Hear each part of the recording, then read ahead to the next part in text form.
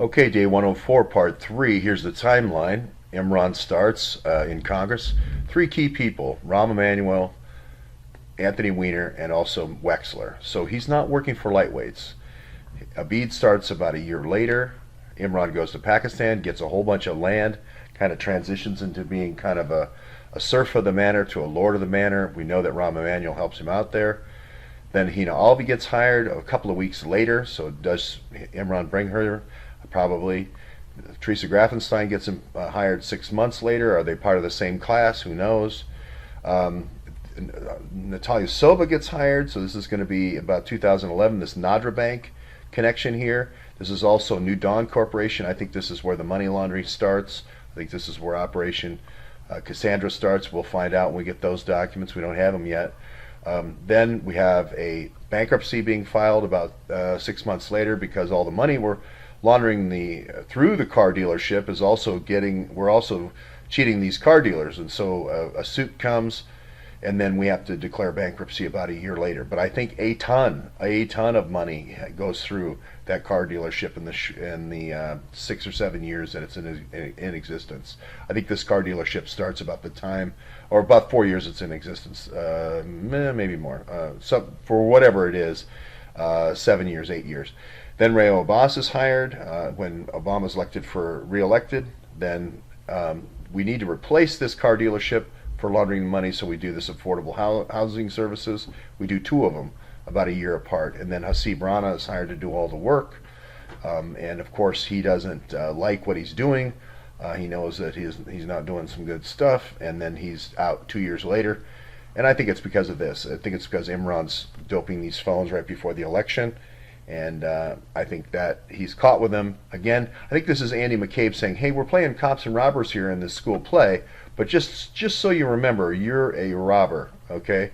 Don't get any ideas. You're a robber, and we're going to go ahead and catch you on a minor thing here, just so we have documentation against you. I do think that Andy McCabe and the Awan team have known each other an awfully long time, maybe as long as 20 years.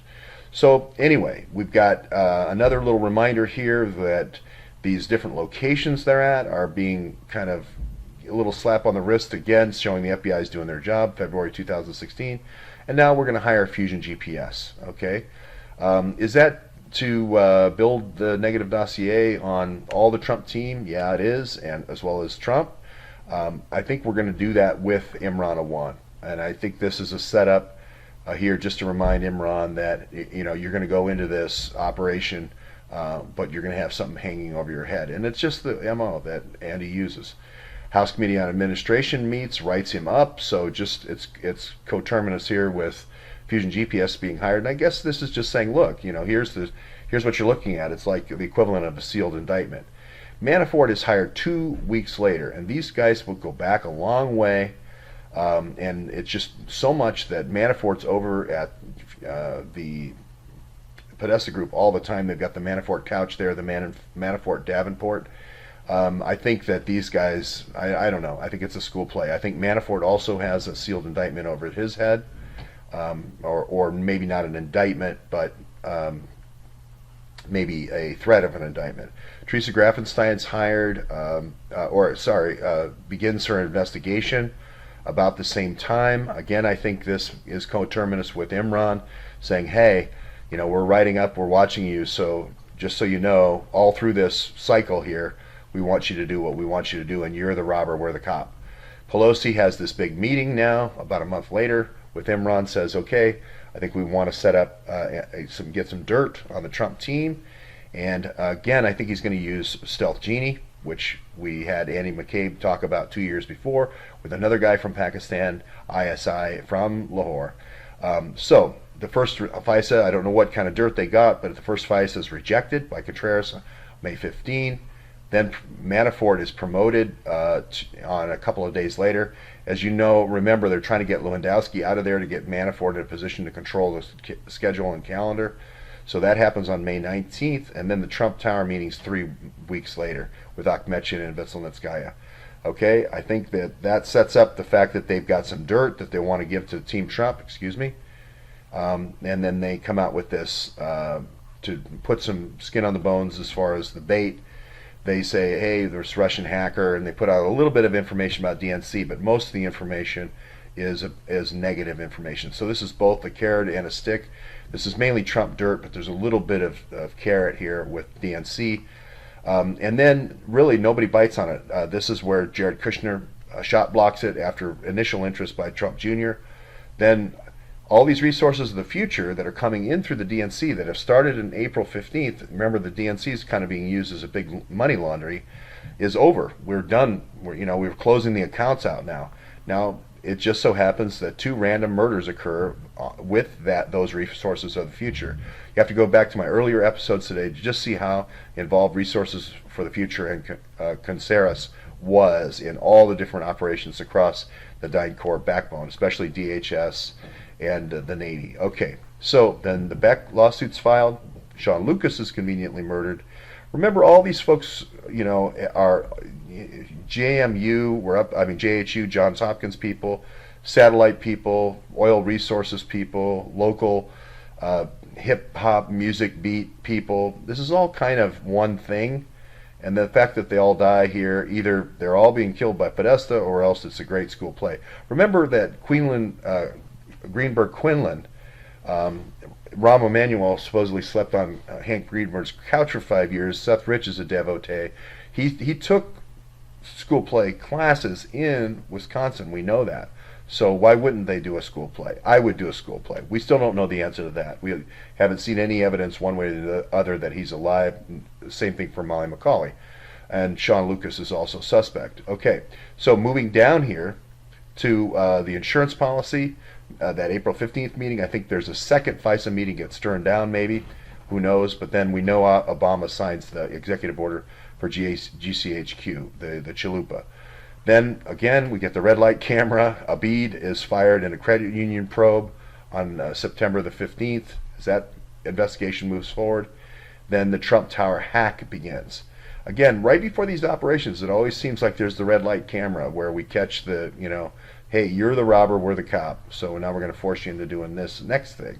So that doesn't come out and break in the news till 6 weeks later. But here, McCabe is informed of Huma has classified emails on Anthony Weiner's server 3 weeks before the election.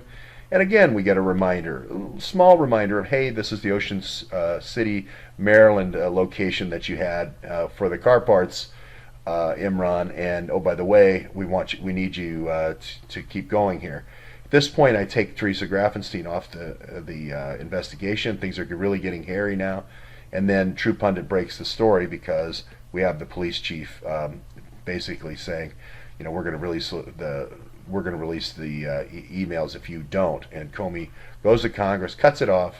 Then David Corn, 6 days before the election, releases this hack, this Trump Tower hack. And I believe it's going to be somebody like Imran, with going into the building with the white van, with the toner cartridge, with the radioactive ink, the whole thing. I think many attempts are made. So then FISA is renewed on the 15th, and then all of a sudden the text messages appear. Then the Flynn Kislyak calls. I realize I misspelled both of those. So then again, the little reminder, hey, red light camera again for the people participating, not only for Imran, but also Abid and Hina, all of them.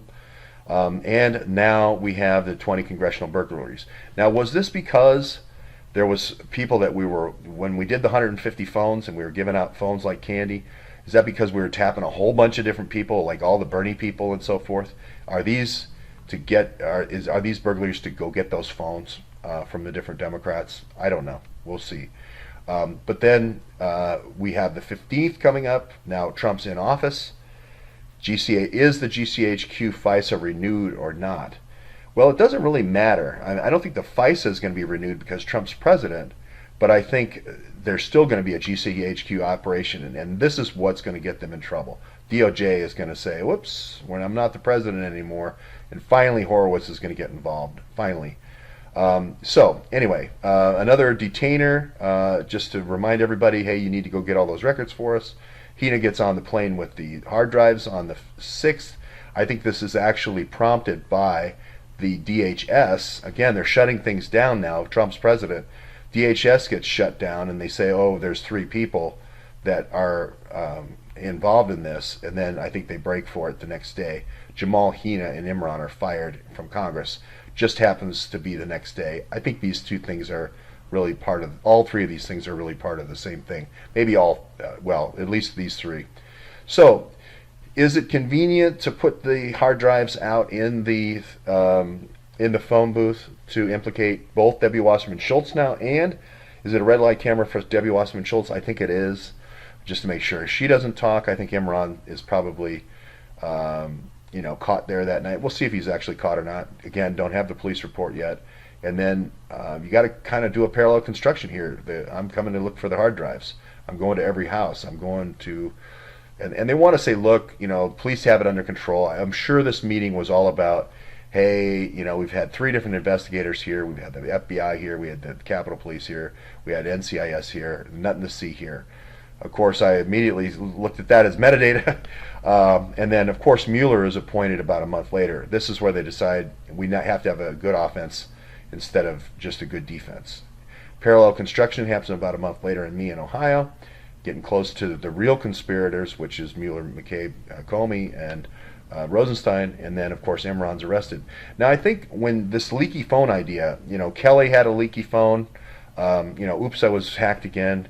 I think that Andy is actually giving different agents in different situations these Samsung phones. You have a secure BlackBerry phone. Why do I then give you a leaky Samsung phone?